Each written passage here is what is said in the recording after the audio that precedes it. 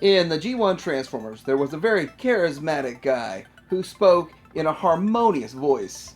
And yes, he was a single dad that was trying to be bad. His name was Soundwave. Welcome to the Tidarium Hangar. This is Mike, and today I'm going to talk to you about all the toys G1 to Masterpiece and into the future, and what's going on with this beloved character, Soundwave. The character of Soundwave was very loyal to Megatron. Soundwave is one of the most popular characters. He actually played a large role on the team. Oddly enough, he didn't waste any time throwing his name in the hat for a leader when they threw Megatron out the door.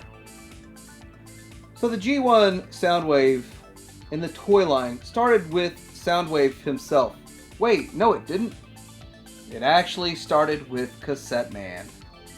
Cassette Man was part of the Micro Chain series in 1983, which were regular household items that transformed into robots and they disguised as regular items. He was dubbed the MC-10, and he was also accompanied by another figure in this line that is very popular, the MC-13, Uncle Gun Robo, which turned out to be Megatron.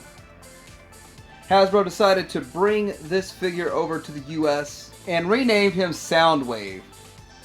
Now, Soundwave is one of the better characters when it comes to the aesthetic matching the tune accuracy. It's one of the better characters for the G1 when it comes to articulation because of his transformation. And Soundwave was all around a good toy. It was great. It was a lot of fun. And it transformed into a Walkman. It actually came with a cassette. They sold other cassettes to go with it. Now, I think that looking back fondly, this figure holds up better than most. And I know there's a great demand for it because they've just reissued it many times over the years, and recently in 2019 they did a Walmart reissue. And that thing's selling very well. There's a high demand for that. Much higher than the Optimus Prime. So with that, we did get a Toys R Us exclusive reissue. We've gotten a Universe reissue with several tapes. We've gotten many different reissues. There are so many different ones out there. There's also knockoffs and all different versions out there that are available. So we're just not going to go into depth about all of these reissues. It's based off of that mold. And then they're based off of the actual Soundblaster mold. So let's talk about Soundblaster. Soundblaster was never in the US cartoons, but Soundblaster was in the Japanese continuity, and so a figure was made. And the cool part about this, if you look, even in the animation, it shows that his chest is bigger to hold a second figure. And so they've kind of based this so you can have two tapes in them. The other obvious difference is a change in paint color and paint deco, and of course, they're getting what they can out of the mold. They did it back in G1 a lot, and they still do it to this day. They later released him in a really tiny form as an Action Master, and these Action Masters were not transformable. They were all pretty cool, but I think that was marking the end of the G1 era when these things started coming out. Whenever I think about Action Masters, I think about this line of figures called the Heroes of Cybertron, which were even smaller than Action Masters and even less posable. But it was cool to actually see something G1. It's been a long time since we've had anything G1 coming out in the early 2000s, so getting a G1 anything, even if they're just little bitty figures like this, was pretty cool. They also came out in the G1 era with the world's smallest Transformers. This was the Juniors Transformers, and there were smaller versions of them and not exactly the same, slightly different. These things are really hard to find and really expensive. But then of course that was a prelude to the world's smallest Transformers, which was a huge thing in Japan. It never really came to the US. We had to import those, but I think it'd be a big hit. For $5 is kind of how much these were going for over in Japan, roughly. If we could get these at a Walmart shelf, world's smallest Transformers, that would be great. And this Soundwave was cool. It was cool because it actually works very well as an accessory in a Masterpiece line, or even in a Chug line. It is cool. So in the Machine Wars line, he transformed into sort of a missile launcher instead of a boombox. Well, a Sony Walkman. And the reason is because by this time, the Sony Walkman and all that stuff was becoming obsolete because of the digital revolution and the digital era. And now it doesn't work, or at least they thought it wouldn't. So we got the Cybertron version of Soundwave, and of course that was turned into a jet, and it was not like a Sony Walkman, but it did retain the little chest, small figures in the chest gimmick, which I liked, and I thought it was really cool. RID Soundwave turned into some sort of a truck thing, but it did retain the feature on Fall of Cybertron that had these cassettes. These discs were cool. They actually had a great gimmick where they auto-transformed when it came out of his chest.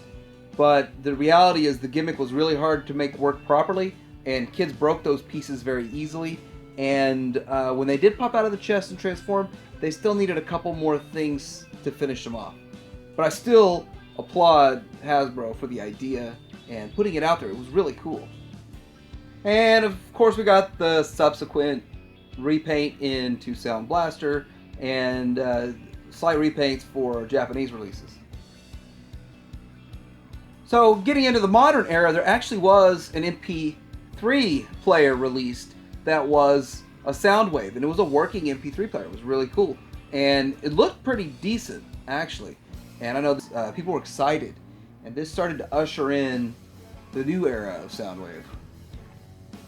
So in the Combiner Wars era, they came out with this Combiner Wars Soundwave, which was cool. It was a good Soundwave, but the cassettes were not really cassettes. They were more like data discs in a way, and plugged straight into, when you open it up, sort of, well, angled into his chest. But this was pretty cool, and the alt mode was interesting. It looks like Blaster because, well, he got repainted into Blaster for that line also. But I still was excited that they were giving us a G1-esque Soundwave, and I was excited because it was big enough to put on a Masterpiece shelf, but didn't hit the Masterpiece aesthetic. Enter the Masterpiece realm. So Takara came out with a Masterpiece Soundwave, and it's MP13. And when that thing came out, everybody was excited about that. That figure was, and still is, the best that we have today to display on a Masterpiece shelf. The cassettes were sized to be the same size to fit into the chest of the G1 figure. So subsequently you should be able to put G1 figures in the chest of your Masterpiece. Either way. But when they released it overseas, in Japan, they released the figure with one cassette, and then they released two other sets of figures, kind of like they did back in G1. But when they released it in the US with a Toys R Us exclusive, not only was it way cheaper at $119, but it had all 5 cassettes right away, which was awesome that they were able to do that. And of course, there were KOs of Soundwave. Lots of KOs of Soundwave. But the two most popular, the Robot Hero and the Toy House Factory Sonic Wave, those are probably the best quality KOs. And it took them a couple years to get them out, which is kind of odd.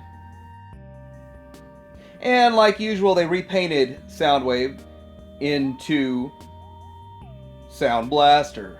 But they included an exclusive cassette, an exclusive figure with them. And this was Rat-Bat. Now, it was really upsetting to a lot of collectors that you had to buy a Soundblaster to get a Rat-Bat, to get one tape. This thing is probably the most heavily KO'd little thing in the Masterpiece world. You can get a knockoff for like $10. But it was a little underwhelming as the figure goes. They also recolored them into the Platinum, which is partial transparent and partial some other crazy colors.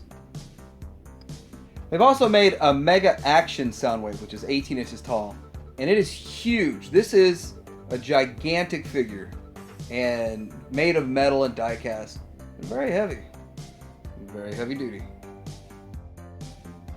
There are many different versions of Soundwave in the Legends scale, and you have the Hot Soldiers, you have the DX9, you have McFan's Toys, all that stuff mixed in there. But we've got quite a few different versions, quite a bit of a representation, and we've got more coming. Now, looking to the future, McFan's Toys is making their Acoustic Wave, which is Soundwave, and the thing looks great. It's going to be an improved version for the Masterpiece shelf. Now, this is actually Fans Toys' completely different mold than their first two prototypes of Acoustic Wave. And this is probably one of the most anticipated figures coming out soon. We also have a statue coming out in 2020, I believe made by Gentle Giant, and this thing looks great, and it would scale in the Masterpiece line. It would fit in there just fine. Cell shaded, looking good, high premium paint job. Now, it's not really an action figure, it's not really a toy, but I just wanted to throw it in just for fun. Half the Battle Toys is also making a Soundwave version of a Hiss Tank. Transforms from a Hiss Tank into a Soundwave. Has two minifigures. This is something sort of new. We're going to see what happens with it. So let me know what you think about Soundwave. What was your favorite Soundwave toy over the years? Hey, was there one that wasn't on my list that you felt should be? Let me know in the comments. Like, subscribe, and Tiderium Hanger out.